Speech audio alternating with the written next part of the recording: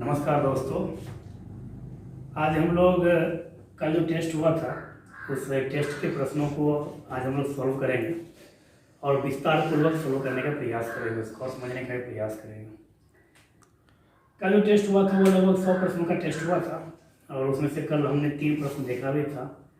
इसमें से पहला हमने देखा था आसियान का मुख्यालय और आसियान के संबंध में। आज फिर हम वहाँ शुरू करते हैं सार्क से। कल हम लोग सार्क देख रहे थे, आज सार्क के बाद कल किसी कारणवश क्लास कम चला था। एक सूचना और, जो एक यूट्यूब चैनल बनाया गया है झाजी स्टडी IQ, जिसमें आपको संस्कृत व्याकरण क्लास 9 और 10th के लिए सोशल साइंस भी पढ़ाया जाएगा। तो आप लोग जो 9th 10th के बच्चे होंगे, छात्र होंगे, वो सब्सक्राइब करके उस चैनल का लाभ उठा सकते हैं। और यहाँ पर सिर्फ आपको कंपटीशन के संबंध में बताया जाएगा। और सबसे पहले हम लोग का आज का टॉपिक है इंटरनेशनल ऑर्गेनाइजेशन के संबंध में जो टेस्ट हुआ था उस टेस्ट के प्रश्नों को सॉल्व किया जा रहा है आज यहाँ पर। तो सबसे पहला प्रश्न था कल खत्म हुआ था सार्क पे।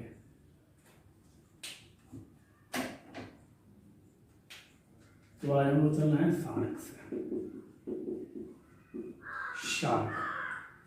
सार्क का पूरा नाम होता है the south Asian association for regional cooperation. The south Asian association for regional cooperation, यह सार्क का पूरा नाम हुआ। सार्क में कुल 8 सदस्य देश हैं, जिनका ट्रिक हम याद कर सकते हैं MBBS पानी। MBBS का मतलब यह हुआ M मतलब मालदीव, B मतलब बांग्लादेश, B मतलब भूटान, S मतलब श्रीलंका। मतलब क्या? बांग्लादेश, भूटान, मालदीव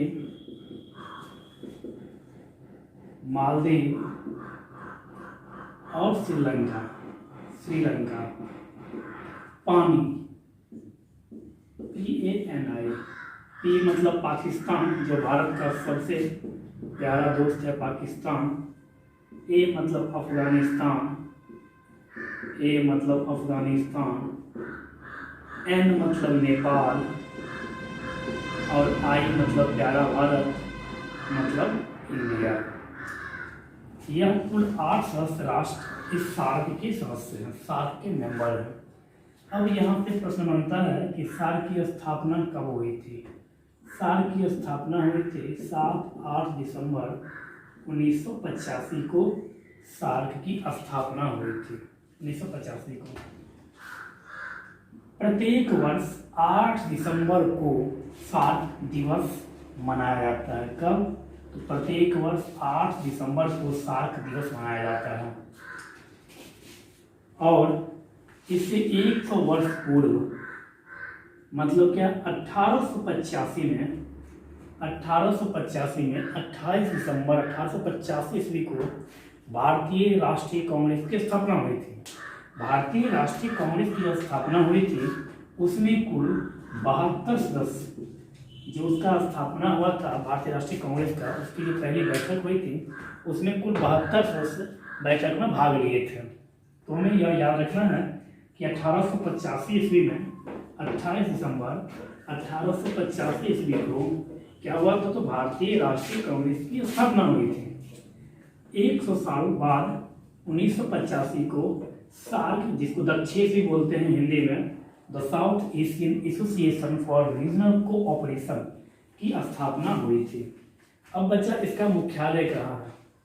तो सार्क का मुख्यालय है काठमांडू। काठमांडू मतलब हुआ नेपाल। काठमांडू कहाँ है? तो यह नेपाल। अब यहाँ से प्रश्न बना, नेपाल से प्रश्न बना कि नेपाल के प्राइम मिनिस्टर कौन है। तो नेपाल के प्राइम मिनिस्टर हैं KP शर्मा ओली। KP शर्मा ओली कहाँ के? तो नेपाल के प्राइम मिनिस्टर। नेक्स्ट, नेपाल की प्रेसिडेंट कौन है? तो नेपाल के राष्ट्रपति हैं विद्या देवी भंडारी। यह नेपाल की क्या हुई? ये नेपाल की राष्ट्रपति हैं और KP शर्मा ओली जी नेपाल के प्राइम मिनिस्टर हैं। हमें यह याद रखना है। तीसरी बात, नेपाल से हमें याद रखना है हिमालय जो है, हिमालय पर्वत श्रृंखला, उसका विस्तार नेपाल में हुआ, नेपाल में है। और हिमालय को 3 भागों में डिवाइड किया है, बृहद हिमालय, बृहद हिमालय, मध्य हिमालय और शिवालिक या लघु हिमालय, शिवालिक या लघु हिमालय। और बृहद हिमालय को ही हिमाद्री हिमालय और महान हिमालय भी कहते हैं। बृहद हिमालय का ही हिस्सा है माउंट एवरेस्ट, जिसकी ऊंचाई 8850 मीटर है। बृहद हिमालय की औसतन ऊंचाई 6000 मीटर है।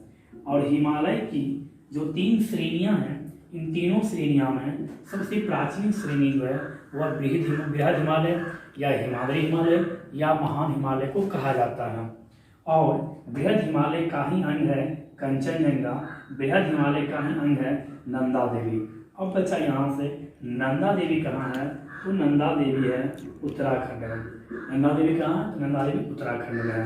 कंचनजंगा कहाँ है, तो कंचनजंगा सिक्किम में है। सिक्किम और नेपाल के बॉर्डर पे क्या है, तो कंचनजंगा पर्वत श्रृंखला जो भारत की है। और एक है भारत का, सॉरी यह कंचनजंगा भारत में, और भारत का जब भी पूछे तो गॉडविन ऑस्टिन K2 की ऊंचाई है 8611 मीटर, जो भारत का है, भारत में नहीं है। भारत में जब पूछे तो कंचनजंगा कहाँ है, सिक्किम और नेपाल के बॉर्डर पे है। मतलब क्या, सिक्किम में भारतीय राज्य में पूछे तो हिमालय को 3 भागों में बांटा गया, बृहद हिमालय, शिवालिक, मध्य हिमालय और शिवालिक हिमालय। शिवालिक हिमालय को ही लघु हिमालय भी बोला जाता है। अब हम लोग इसके आगे देखने का प्रयास करते हैं। तो हम लोगों ने देखा नेपाल के राष्ट्रपति कौन है, नेपाल के प्राइम मिनिस्टर कौन है। अब हम लोग देखेंगे नेपाल में भारतीय राजदूत कौन है। नेपाल में भारतीय राजदूत हैं विनय मोहन कवात्रा। नेपाल में भारतीय राजदूत हैं विनय मोहन कवात्रा, जो नेपाल में भारत के राजदूत हैं। राजदूत को जो अपॉइंट करने का राइट है, वह राइट है हमारे देश के प्रेसिडेंट महोदय को, मतलब राष्ट्रपति महोदय को। और नेपाल का भारत में राजदूत कौन है, तो नीलांबर आचार्य,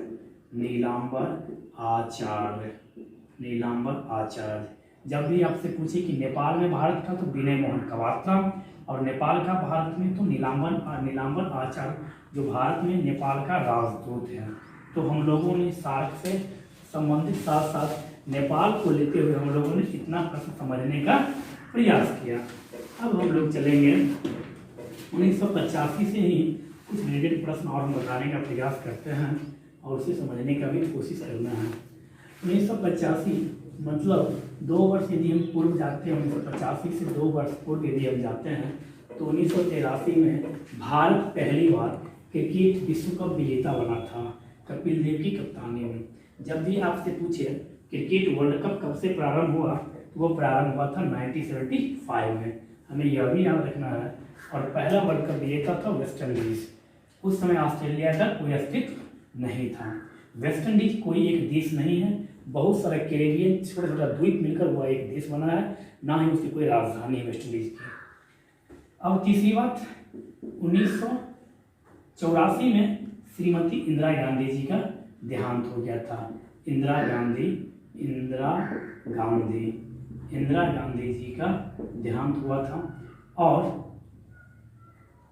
इंदिरा गांधी जी पहली भारतीय प्राइम मिनिस्टर या पहली भारतीय महिला प्रधानमंत्री भी हैं, हमें यह भी याद रखना है।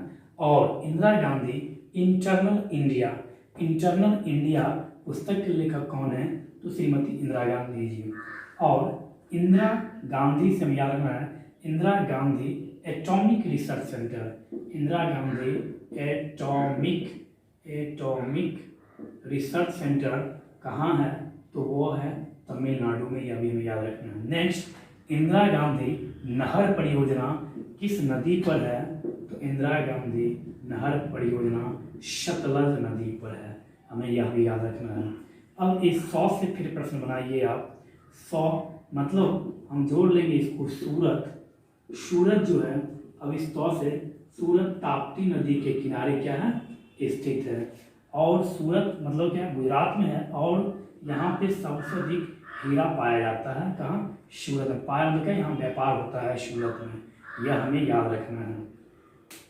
अब इंदिरा गांधी को 1971 में भारत रत्न दिया गया था। 1971 में भारत रत्न दिया गया था, जो भारत का सर्वोच्च सम्मान है। भारत रत्न से प्रश्न बनेगा कि भारत रत्न की शुरुआत कब हुई थी? तो भारत रत्न की शुरुआत हुई थी कब?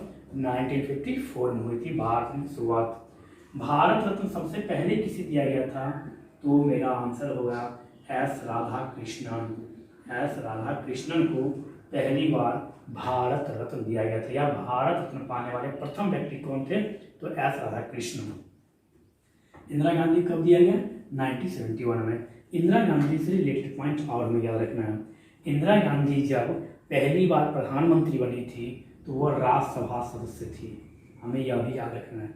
इंदिरा गांधी जब पहली बार प्राइम मिनिस्टर बनी थी तो वह राज्यसभा मेंबर थी। मतलब क्या? ऐसा कहीं पर कोई उल्लेखित नहीं है कि कोई सदस्य राज्यसभा का मेंबर हो वो प्रधानमंत्री नहीं बन सकता, ऐसी बातें नहीं है। अब राज्यसभा के मेंबर प्रधानमंत्री बनने वाले व्यक्ति का नाम देख लीजिए। श्रीमती इंदिरा गांधी जी तो हैं ही, इंदिरा गांधी जी। उसके बाद होगी एच.डी. देवगौड़ा। एच.डी. देवगौड़ा ये भी राज्यसभा से ही प्राइम मिनिस्टर बने थे। और हमारे डॉक्टर मनमोहन सिंह जी भी राज्यसभा के सदस्य होते हुए प्रधानमंत्री बने हैं। लेकिन हमारे मोदी जी जो है प्राइम मिनिस्टर नरेंद्र मोदी जी, वह लोकसभा के सदस्य हैं। हमें इतना चीज याद रखना है। इंदिरा गांधी से हमें दो बात और याद रखना है। इंदिरा गांधी के कार्यकाल में भारत में 2 बार इमरजेंसी लगा था। भारत में पहली बार इमरजेंसी जब पूछे आपसे तो 1962, यह कब हुआ था? तो 1962 के दरमियान लगा क्यों था इमरजेंसी? तो इमरजेंसी लगा था Indo China war, Bharat plus चीन वार। इसमें भारत की हार हुई थी, इसमें कहीं से कोई संकोच नहीं है। इसमें भारत हारा था और उसके बाद यह किसी तरह से समझौता के तहत यह जो समाप्त हुआ था। तो पहली बार जब पूछी इमरजेंसी कब लगा था इंडिया में, कौन सा इमरजेंसी? National emergency. इंडिया अभी तक कभी भी फिनेंशियल इमरजेंसी नहीं लगा, आज तक कभी नहीं लगा। हाँ, जिसका उल्लेख आर्टिकल 360 में है। लगा कौन सा है? तो भारत में लगा नेशनल इमरजेंसी, जिसका उल्लेख आर्टिकल 352 में किया गया है। तो 352 का प्रयोग अभी तक इंडिया में 3 बार किया गया है। पहली बार किया गया था 1962 कब? तो इंडो चाइना वार के समय किया गया था। दूसरी बार किया गया था 1971। 1971 का मतलब यह हुआ जब भारत पाकिस्तान दूसरा युद्ध हुआ था। भूलवश हम लोग मिस्टेक कर देते हैं, 1965 बोल देते हैं, 62, 65, 71, ऐसा नहीं। 65 में भारत पाकिस्तान पहला युद्ध हुआ था, लेकिन उस समय इमरजेंसी नहीं लगने का कारण क्या था? 1962 का इमरजेंसी ऑलरेडी इस समय लगा हुआ था, इस कारण से 1965 इमरजेंसी नहीं लगाया गया था। दूसरी बात, भारत इस समय मतलब क्या 1962 से लेकर 1970 तक बोल सकते हैं भारत की स्थिति बहुत बुरी थी। कारण क्या था? चीन से युद्ध हुआ था, भारत बुरी तरह से प्रभावित था। उसके बाद भारत में खाने के अनाज की बहुत कमी हो गई। भारत संभलता उससे पहले भारत पर PAK क्या किया? आक्रमण कर दिया, पाकिस्तान आक्रमण कर दिया। तो दूसरा युद्ध, भारत पाकिस्तान दूसरा युद्ध हुआ था, उस समय इमरजेंसी लगाया गया था 1971 में। उसमें प्राइम मिनिस्टर कौन थी? श्रीमती इंदिरा गांधी जी। दूसरी बार जब लगा था इमरजेंसी तो वो लगा था 1975 में लगा था। तो हमें यह याद रखना है 1975 में जो इमरजेंसी लगा था उस समय भारत के प्रधानमंत्री कौन थी? श्रीमती इंदिरा गांधी जी। दूसरी बार 1975 में जो इमरजेंसी लगा था उसका कारण क्या बताए श्रीमती इंदिरा गांधी जी? तो इंदिरा गांधी जी उस समय यह बोली थी कि यह जो है इंटरनल क्या?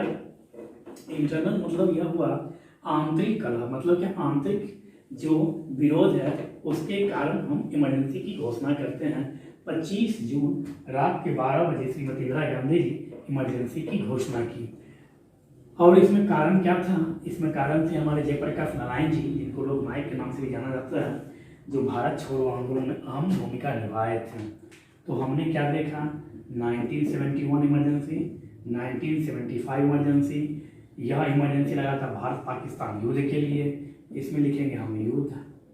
और यह इमरजेंसी लगा था किसके कारण, तो आंतरिक अशांति के कारण, आंतरिक अशांति के कारण यहाँ पर इमरजेंसी लगाया गया था। राष्ट्रीय इमरजेंसी का उल्लेख किस अनुच्छेद में है, अनुच्छेद 352 के तहत है। किस भाग में है यदि आपसे पूछे तो इंडियन कॉन्स्टिट्यूशन भाग 18 में आपात उपबंध का चर्चा किया गया। इंडिया में इमरजेंसी लगाने के लिए 3 प्रकार से लगता है, एक अनुच्छेद 352, एक अनुच्छेद 356, एक अनुच्छेद 360। यह हुआ राष्ट्रपति शासन, यह हुआ राष्ट्रीय आपातकाल, यह हुआ वित्तीय आपातकाल। आपसे पूछे एग्जाम में वित्तीय आपातकाल भारत में कितनी बार लगाया जा चुका है, एक बार भी नहीं। नेशनल इमरजेंसी कितनी बार लगाया जा चुका है, तो 3 बार लगाया जा चुका है। और राष्ट्रपति शासन लगभग 108 बार इंडिया में लगाया। राष्ट्रपति शासन जो है वो राज्य में लगाया जाता है, पूरे इंडिया में नहीं लगाया जाता है। तो हम लोगों ने सार्क से इतना समझने का प्रयास किया, बताए हुए थे। अब हम देखते हैं FAO। FAO का मतलब हुआ food and agriculture organisation, food and agriculture organisation FAO। इसका मुख्यालय है रोम। FAO इसका मुख्यालय है रोम, रोम मतलब इटली। हमें यह याद रखना है, FAO food and agriculture organisation का मुख्यालय कहाँ है, उसका मुख्यालय है रोम, इटली की राजधानी रोम। तो दूसरी बात हमें यह याद रखना है, रोम जो है वह किस नदी किनारे स्थित है, तो रोम है टाइबर नदी के किनारे स्थित है। रोम किस नदी किनारे स्थित है, तो रोम टाइबर नदी किनारे स्थित है। इटली जो है, इटली में पो नदी, इटली में पो नदी बहती है। इस नदी को इटली का गंगा कहा जाता है। आपसे पूछता है एग्जाम में इटली की गंगा किस नदी कहा जाता है, तो इटली की गंगा पो नदी को कहा जाता है। पो नदी को इटली की गंगा कहा जाता है। यहाँ FAO पे, FAO तो फूड एंड एग्रीकल्चर ऑर्गेनाइजेशन हो गया। इसकी स्थापना हुई थी 16 अक्टूबर 1945 को। इसकी स्थापना कब हुई थी, 16 अक्टूबर 1945 को इसकी स्थापना हुई थी। अब इस 1945 से आप प्रश्न बना सकते हैं प्यारे बुद्धिजीवियों। आपको याद होगा सेकेंड वर्ल्ड वॉर 1 सितंबर 1939 से लेकर 2 सितंबर 1945 तक चला था। अब एग्जाम में पूछता है सेकेंड वर्ल्ड वॉर में कुल कितना कंट्री पार्टिसिपेट किया था, तो इसका आसान तरीका है कैसे निकालेंगे हम। 9 में से 3 गया 6, 5 में से 4 गया 1, मतलब क्या, द्वितीय विश्व युद्ध में कुल 61 देश भाग लिया था। प्रथम विश्व युद्ध जब पूछे आपसे तो 1914 से लेकर 1918 तक चला था। 4 में से 1 गया 3, 8 में से 1 गया 7, मतलब क्या, प्रथम विश्व युद्ध में कुल 37 देश भाग लिया था, द्वितीय विश्व युद्ध में कुल 61 देश भाग लिया था। यह हमें याद रखना है। दूसरी बात, रोम में जो है वो अंतर्राष्ट्रीय कृषि विकास कोष संगठन, रोम में अंतर्राष्ट्रीय कृषि विकास कोष संगठन का भी मुख्यालय स्थित है, रोम में ही वो भी स्थित है। और 16 अक्टूबर जो डेट है, इस 16 अक्टूबर को अंतर्राष्ट्रीय खाद्य दिवस मनाया जाता है। 16 अक्टूबर को अंतर्राष्ट्रीय खाद्य दिवस मनाया जाता है, हमें यह भी याद रखना है। अब बचा इटली या रोम में भारतीय राजदूत कौन है, तो वह हैं रीनत सिंधु। इटली में भारतीय राजदूत कौन है, वह है रीनत सिंधु। और इटली का जो राष्ट्रीय चिन्ह है, इटली का जो राष्ट्रीय चिन्ह बोलिए या राष्ट्रीय पशु बोलिए, वह है क्या, सफेद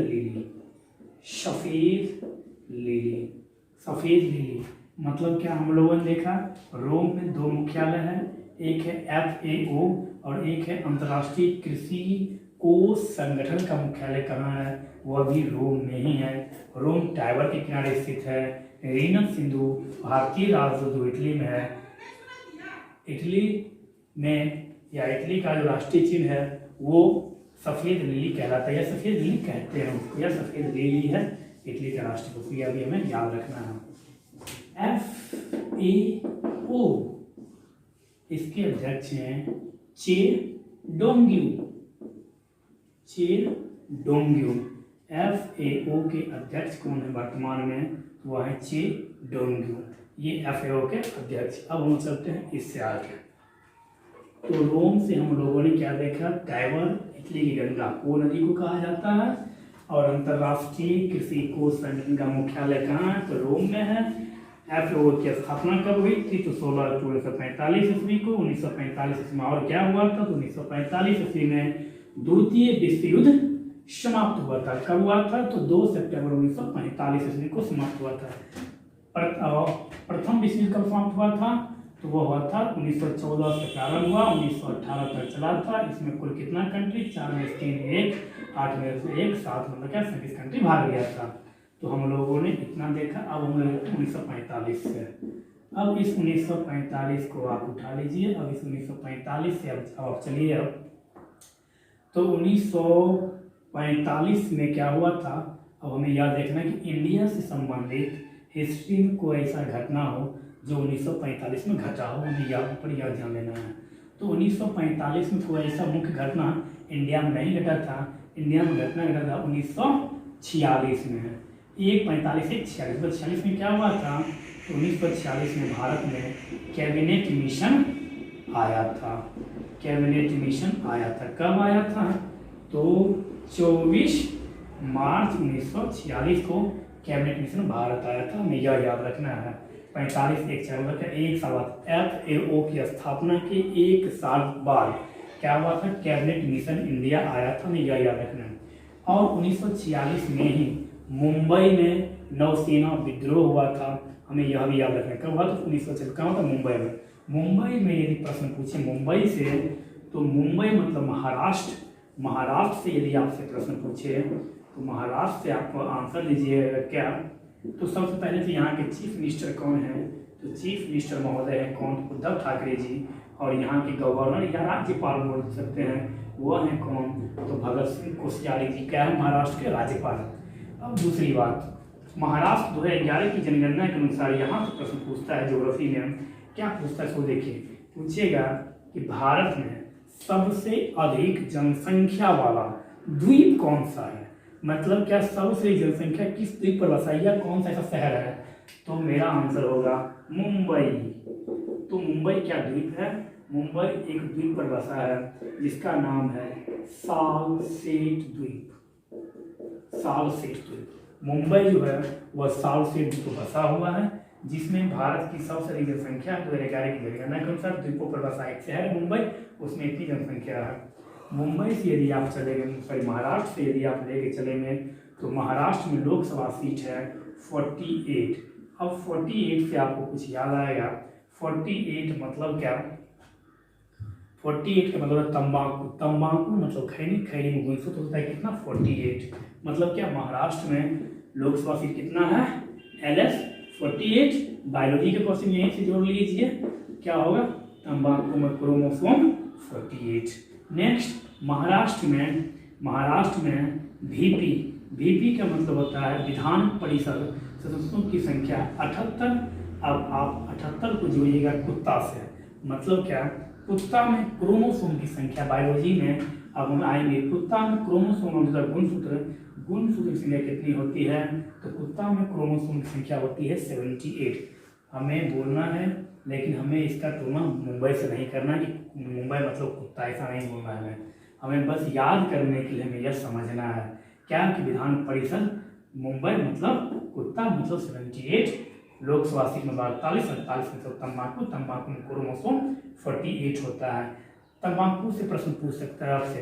तो पूरा दुनिया में चीन एक ऐसा कंट्री है जो पूरा दुनिया में सबसे अधिक तंबाकू उत्पादन भी करता है और सबसे अधिक उपभोग भी करता है। वो बेचता नहीं तंबाकू, इतना वो उपजाता है उतना वो खा भी लेता है चीन। तो हमें यह भी याद रखना है। तो हम लोगों ने मुंबई से भी प्रश्न देखा। मुंबई से 1-2 प्रश्न और देख लीजिए। मुंबई सिद्धि विनायक मंदिर कहाँ है? तो वो मुंबई में ही है। मुंबई पींच राष्ट्रीय उद्यान कहाँ है? तो वो मुंबई में ही है। भारत का पहला एटॉमिक सेंटर तो वह तारापुर था, और तारापुर जो है वो कहाँ है? तो तारापुर भी मुंबई में मतलब महाराष्ट्र में ही है। हमें यह भी याद रखना है। मुंबई, मुंबई का मतलब यह हुआ 1 मई 1960 को गुजरात और महाराष्ट्र राज्य का स्थापना हुआ था। कब हुआ था? 1 मई 1960 ईस्वी को। अब 1 मई से प्रश्न बनेगा, यहाँ से क्या बनेगा? 1 मई को प्रत्येक वर्ष विश्व मजदूर दिवस बोलिए या विश्व श्रमिक दिवस कब मनाया जाता है? 1 मई को मनाया जाता है। अब 1960 से यदि आप प्रश्न बनाएंगे तो 1960 से भी प्रश्न बनेगा। क्या बनेगा प्रश्न? तो आप यह देखिए, प्रथम पंचवर्षीय योजना का कार्यकाल था 51 से 56 और दूसरा पंचवर्षीय योजना कार्यकाल था 56-61 और तीसरा पंचवर्षीय योजना कार्यकाल 61-66। तो हमें यहाँ से यह भी ध्यान रखना है। अब नेक्स्ट टॉपिक आएगा आपका क्या? तो अब नेक्स्ट आएगा ICJ। ICJ का फुल फॉर्म होता है इंटरनेशनल सी कोर्ट ऑफ जस्टिस। मतलब क्या? अंतरराष्ट्रीय न्यायालय। इंटरनेशनल कोर्ट ऑफ जस्टिस मतलब क्या? अंतरराष्ट्रीय न्यायालय। इसका मुख्यालय है कहाँ? तो द हेग कहाँ है? तो द हेग है नीदरलैंड और नीदरलैंड की राजधानी कहाँ है? तो एम्स्टर्डम। नीदरलैंड की राजधानी कहाँ है? नीदरलैंड की राजधानी है एम्स्टर्डम। तो हमने क्या देखा? ICJ, यह जो ICJ है यह बुद्धिजीवियों UNO का एक अंग है। यूनाइटेड नेशन ऑर्गेनाइजेशन मतलब संयुक्त राष्ट्र संघ का यह एक अंग है। UNO का कुल 6 अंग है। UNO का कुल कितना अंग है? तो UNO का कुल 6 अंग है। UNO का कुल 6 अंग है, उसमें से यह 5वां अंग है अंतर्राष्ट्रीय न्यायालय और 6ठा अंग है कौन सा? तो सचिवालय। 4था अंग कौन सा है? तो प्रन्यास परिषद। तीसरा अंग कौन सा है? आर्थिक एवं सामाजिक परिषद। दूसरा अंग क्या है? दूसरा अंग है सुरक्षा परिषद। और पहला अंग क्या है? तो पहला अंग है महासभा। तो बुद्धिजीवियों, हम लोगों ने UNO के 6 अंग को देखे। पहला अंग महासभा, दूसरा सुरक्षा परिषद, तीसरा आर्थिक एवं सामाजिक परिषद, चौथा प्रन्यास परिषद, 5वां इंटरनेशनल कोर्ट ऑफ जस्टिस मतलब क्या? अंतर्राष्ट्रीय न्यायालय। 5वां हो गया और 6ठा हो गया सेक्रेटरीट मतलब क्या? सचिवालय। यह UNO का अंग है। अब यहाँ से UNO से प्रश्न बनेगा। तो UNO की जो स्थापना हुई थी वह हुई थी 24 अक्टूबर 1945 को। हमें यह याद रखना है UNO की स्थापना कब हुई थी? तो UNO की स्थापना हुई थी 24 अक्टूबर 1945 ईस्वी को UNO की स्थापना हुई थी। इसलिए प्रत्येक वर्ष 24 अक्टूबर को संयुक्त राष्ट्र दिवस भी मनाया जाता है। संयुक्त राष्ट्र दिवस भी मनाया जाता है कब? 24 अक्टूबर को प्रत्येक वर्ष।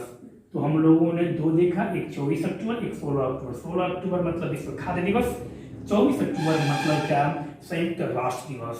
नेक्स्ट अब हम लोग देखते हैं, चर्चा का विषय है हम लोगों का ICJ international court of justice में कुल 15 न्यायाधीश होते हैं। इंटरनेशनल कोर्ट ऑफ जस्टिस में कुल कितने न्यायाधीश होते हैं?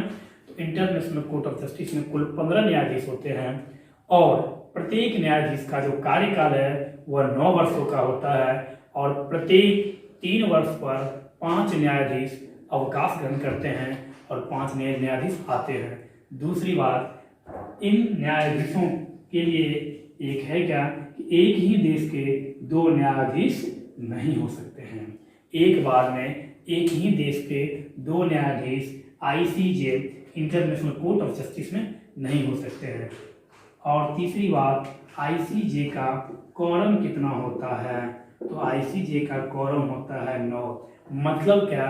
यदि 9 न्यायाधीश उपस्थित होंगे तभी जाकर किसी भी विषय पर क्या होगा? निर्णय लिया जा सकता है। कोरम का मतलब यह हुआ, यदि 8 होगा तो नहीं होगा, हमें यहाँ पर यह ध्यान रखना है। तो हम लोगों ने आईसीजे के संबंध में जानने का प्रयास किया। आईसीजे में भारत के पहले जस्टिस थे वेनेगल रामारमन और रामाराव, और वर्तमान में आईसीजे के मेंबर हैं। वर्तमान में आईसीजे के मेंबर हैं अभी इंडिया से दलवीर सिंह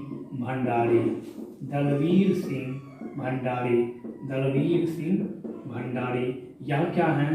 तो आईसीजे में इंडिया का रिप्रेजेंटेटिव है, मतलब क्या इंडिया के तरफ से वो वहाँ पर रिप्रेजेंट, मतलब इंडिया का वहाँ पर वो क्या करते हैं, प्रेजेंटेशन दे रहे हैं, मतलब क्या प्रतिनिधित्व कर रहे हैं। कहाँ पर? तो आईसीजे में। कौन?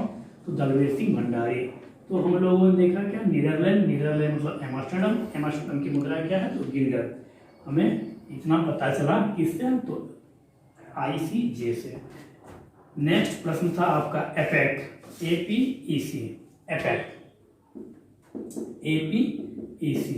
APEC Asia Pacific economic cooperation. Asia, यहाँ पर एसोसिएशन नहीं लगाना हमें, और ना ही हमें एशिया लगाना है। एशिया पैसिफिक इकोनॉमिक कोऑपरेशन, तो यह हुआ एपेक। एशिया पैसिफिक मतलब क्या हुआ? एशिया पैसिफिक मतलब क्या? प्रशांत। इकोनॉमिक का मतलब आर्थिक, और कोऑपरेशन का मतलब यह हुआ एक संगठन, मतलब क्या? एशिया प्रशांत आर्थिक क्षेत्र, मतलब क्या? एपेक। तो हमें एपेक से यह याद रखना है। दूसरी बात, अब यहाँ एपेक का मुख्यालय है सिंगापुर, और सिंगापुर की राजधानी भी सिंगापुर ही है, मुद्रा डॉलर है इसका। और गगनचुंबी इमारत जो है वह सबसे अधिक सिंगापुर में ही पाया जाता है। यह बहुत छोटा देश है, इस कारण से यह बहुत ही डेवलप देश भी है। तो हमें एपेक से इतना याद रखना है।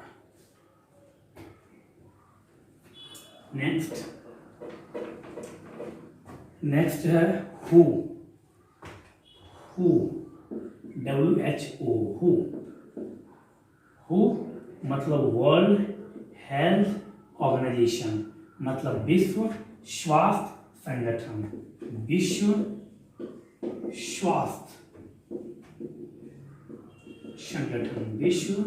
स्वास्थ्य संगठन। इसकी स्थापना जब पूछे तो 7 अप्रैल 1948। मतलब क्या? WHO world health organisation. इसका जब अध्यक्ष पूछे तो टेड्रोस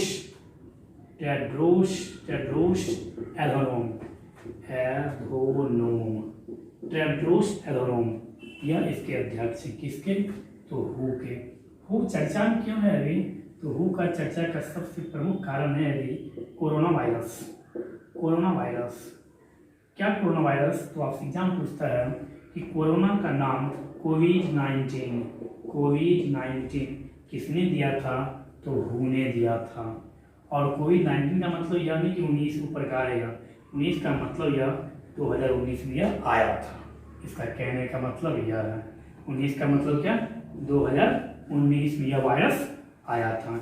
D का मतलब यहाँ पर डिजीज होता है, VI का मतलब वायरस होता है, और CO मतलब कोरोना होता है, कोरोना वायरस डिजीज। तो यह कब आया था? 2019 में। कब आया था? तो दिसंबर में। कहाँ से आया था? तो चीन के वुहान नामक शहर से इस डिजीज का जन्म हुआ था, कोरोना का। और WHO ने क्या किया था? पूरी दुनिया को यह चेतावनी दिया था कि कोरोना से यदि आपको बचना है तो आपको सोशल डिस्टेंसिंग का पालन करना अनिवार्य है। और कोरोना से बचने का सबसे बड़ा और सबसे प्रमुख एक ही उपाय है सोशल डिस्टेंसिंग। तो यह एग्जाम में नहीं आएगा, एग्जाम में आएगा कि कोविड-19 किसने नाम दिया? तो WHO ने दिया। और WHO की स्थापना कब हुई थी? 7 अप्रैल 1948। अब आपसे पूछता है कि बताइए 7 अप्रैल को कोई एक दिवस का नाम बता दीजिए आप। तो 7 अप्रैल को होता है क्या? 7 अप्रैल मतलब विश्व स्वास्थ्य दिवस। 7 अप्रैल को विश्व स्वास्थ्य दिवस मनाया जाता है। और 7, 10, 17 अप्रैल को विश्व हीमोफीलिया दिवस हीमोफीलिया दिवस, विश्व हीमोफीलिया दिवस कब मनाया जाता है? विश्व हीमोफीलिया दिवस 17 अप्रैल, विश्व स्वास्थ्य दिवस 7 अप्रैल को। क्यों 7 अप्रैल को?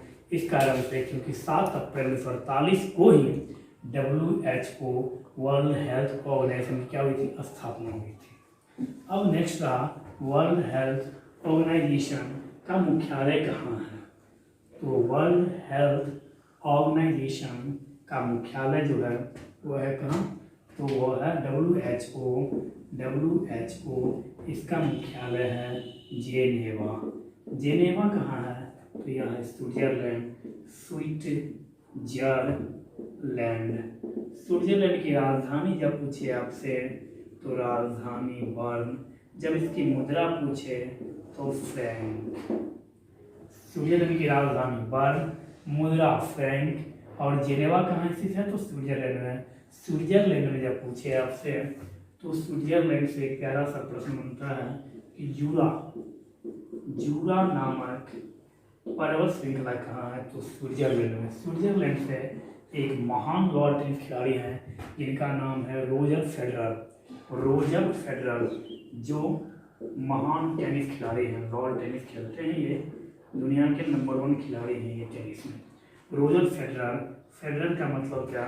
फेडरल असेंबली मतलब क्या? स्विट्जरलैंड के पार्लियामेंट को क्या बोला जाता है? तो फेडरल असेंबली। याद करने के लिए हम यह जोड़े हैं क्या कि फेडरल के नाम पे ही स्विट्जरलैंड के पार्लियामेंट मतलब क्या? संसद का नाम रखा गया। तो रोजर फेडरल मतलब क्या? फेडरल असेंबली मतलब क्या? स्विट्जरलैंड का मतलब क्या? पार्लियामेंट का नाम। स्विट्जरलैंड की राजधानी कहाँ है? बर्न, मुद्रा क्या है? फ्रैंक और WHO मुख्यालय कहाँ है? जेनेवा का मतलब क्या? स्विट्जरलैंड में एक स्थित शहर है। और जेनेवा में बहुत सारा ऐसा ऑर्गेनाइजेशन है जिसका मुख्यालय है, जैसे WMO वर्ल्ड मेट्रोलॉजिकल ऑर्गेनाइजेशन मतलब क्या? विश्व मौसम संगठन का मुख्यालय कहाँ है? तो वो अभी जेनेवा में ही है। दूसरी बात ILO मतलब क्या? इंटरनेशनल लेबर ऑर्गेनाइजेशन मतलब क्या? अंतर्राष्ट्रीय लेबर श्रम ऑर्गेनाइजेशन का संगठन, अंतर्राष्ट्रीय श्रमिक संगठन का मुख्यालय कहाँ है? तो यह भी है जेनेवा। वही जेनेवा जो स्विट्जरलैंड में है। बार बार एक ही बात को नहीं बताया जाएगा। ILO की स्थापना हुई थी 11 अप्रैल 1919। अब इस 1919 को हम लेकर आएंगे अपना प्यारा भारत, और प्यारे भारत में 1919 से देखिए क्या सा प्रश्न बनेगा। 1919 तो सबसे प्यारा सा प्रश्न जो एग्जाम में पूछता है 1917 में मॉन्टेग्यू घोषणा हुआ था, और 1919 में मॉन्टेग्यू बाबू साहब अगस्त 1917 में इंडिया आए, जो भारत का सचिव थे, और इंडिया के गवर्नर उस समय थे लॉर्ड चेम्सफोर्ड, और चेम्सफोर्ड से मिले वो, और लॉर्ड चेम्सफोर्ड से मिलने के बाद वो पूरा भारत का भ्रमण किए, और उसके बाद उन्होंने एक सभा बुलाई। उस कमेटी में एक मसौदा तैयार किया, और उसी मसौदा को बोला जाता है, क्या बोला जाता है? उसी मसौदा को बोला जाता है मॉन्टेग्यू चेम्सफोर्ड सुधार अधिनियम। मॉन्टेग्यू चेम्सफोर्ड सुधार अधिनियम 1919। लेकिन जब पूछे इसका गठन कब हुआ था, तो प्यारा प्रश्न, तो इसका राइट आंसर 1917। मॉन्टेग्यू चेम्सफोर्ड सुधार तो 1919। जबकि मार्ले मिंटो सुधार जब पूछे तो मार्ले मिंटो सुधार 1909। मॉन्टेग्यू के कौन थे जब पूछे, तो मॉन्टेग्यू थे भारत का सचिव। फिर पूछे आपसे कि चेम्सफोर्ड कौन थे, तो चेम्सफोर्ड थे गवर्नर भारत के। 1919 से पहला प्रश्न। दूसरा प्रश्न बुद्धिजीवियों, आप सबको याद होगा 1919 में ही रोडेक्ट एक्ट आया था। रोडेक्ट एक्ट को काला कानून कहा जाता है, जिसमें बिना वकील, बिना दलील, बिना अपील का कानून भी कहा जाता है। मतलब क्या? बिना कोई कारण बताए हुए आपको इस कानून के तहत गिरफ्तार किया जा सकता था। वो भी कब आया रोडेक्ट एक्ट? तो 1919। रोडेक्ट एक्ट कब आया? 1919। इसी 1919 में एक प्यारा सा घटना हुआ था भारत में, जो पूरे भारतवासियों को झकझोर दिया, जालियांवाला हत्याकांड या जालियांवाला बाग हत्याकांड। 13 अप्रैल 1919 को यह घटना घटी थी। यह घटना घटी थी कहाँ? तो अमृतसर मतलब पंजाब में। जालियांवाला बाग हत्याकांड जहाँ हुआ था, वह जमीन किसका था? तो वह जमीन था जल्ली नामक व्यक्ति का। और इसमें गोली चलाने का आदेश किसने दिया था? तो जनरल डायर महोदय थे, वो वहाँ पर गोली चलाने का आदेश दिए थे। और वहाँ पर सभा क्यों एकत्रित हुआ था? तो बैसाखी पूर्णिमा की मेला के लिए वहाँ पर सभा आयोजित किया गया था।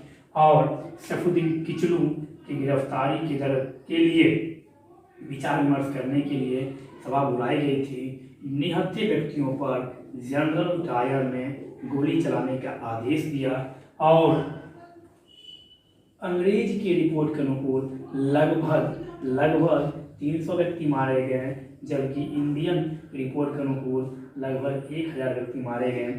तो अब यहाँ से फिर प्रश्न बनता है कि जालियांवाला बाग हत्याकांड जो घटना घटा था, उस घटना के घटित होने के उपरांत अंग्रेजों के द्वारा जिस कमेटी का गठन किया गया था, उस कमेटी का क्या नाम था? उस कमेटी का क्या नाम था? हंटर कमेटी उस कमेटी का नाम था।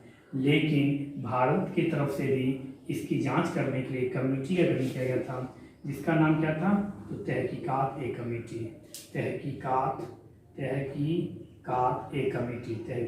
ए कमेटी, जिसके अध्यक्ष कौन थे? तो एम का मतलब हुआ मदन मोहन मालवीय महोदय। तहकीकात ए कमेटी का अध्यक्ष कौन थे? मदन मालवीय। इस कमेटी का गठन किसके लिए हुआ था? तो जालियांवाला बाग हत्याकांड की जांच करने के लिए। मदन मोहन मालवीय से फिर प्रश्न बनेगा। मदन मोहन मालवीय महोदय के द्वारा एम के द्वारा 1916 मतलब जब 1916 में BHU बनारस हिंदू विश्वविद्यालय की स्थापना की गई थी। कहाँ की गई थी? बनारस में। जब आपसे पूछे एग्जाम में कि गांधी जी के द्वारा जनता को सबसे पहले कब संबोधित किया गया, तो मेरा राइट आंसर होगा 4 फरवरी 1916 ना कि 1917 चंपारण सत्याग्रह।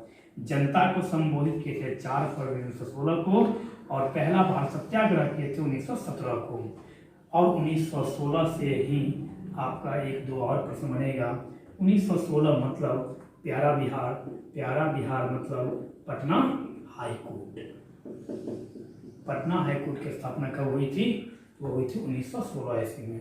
मदन मोहन मालवीय जी को मरणोपरांत अटल बिहारी वाजपेयी जी के साथ, मतलब कि अटल बिहारी वाजपेयी जी जीवित थे और मदन मोहन मालवीय जी मरे हुए थे, मरणोपरांत भारत